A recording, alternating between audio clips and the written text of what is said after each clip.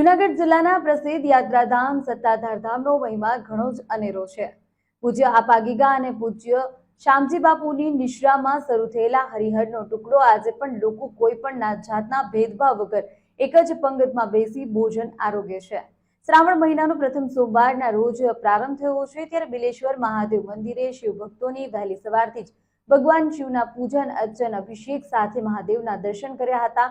શિવ મંદિરોમાં શિવ ભક્તો ઉમટ્યા હતા। પૂજ્ય આપાગીગા અને પૂજ્ય શામજી બાપુની સમાધિ સ્થાન સત્તાધાર ધામે સન 1818 પૂજ્ય આપાગીગાએ શ્રી બિલેશ્વર મહાદેવથી અહીં સ્થાપના કરી હતી, જે સમયથી બિલેશ્વર મહાદેવનો મહિમા અનેરો રહ્યો છે। સત્તાધાર ધામે આજે મહંત શ્રી વિજય બાપુની નિશ્રામાં વર્ષોની પરંપરા આજે પણ જળવાઈ રહી છે। સાક્ષાત બિલેશ્વર મહાદેવ બિરાજમાન છે, ત્યારે શ્રાવણ માસના પ્રથમ સોમવારે મહંત વિજય બાપુએ સ્થાપિત બિલેશ્વર મહાદેવની પૂજા અર્ચના અભિષેક કરી ધન્યતા અનુભવી હતી। જય આપાગીગા, જય બિલેશ્વર મહાદેવ, જય સોમનાથજી।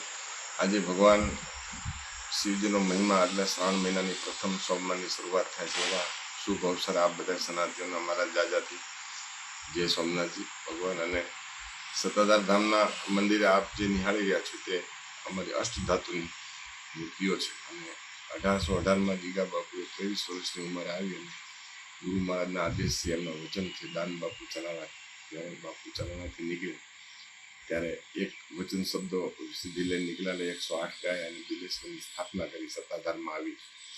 આજ સુધી 1818 થી 2015 સુધીના સમયમાં એમનો પૂર્ણ જીર્ણોદ્ધાર કર્યો જીવરાજ બાપુના હસ્તે।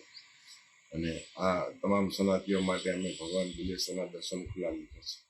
અષ્ટધાતુનો મહિમા દુર્લભ છે, ગુજરાતમાં તો હશે, પણ ભગવાન અહીંયા સોમનાથની જેમ પણ બિરાજે છે અમારા સત્તાધારમાં।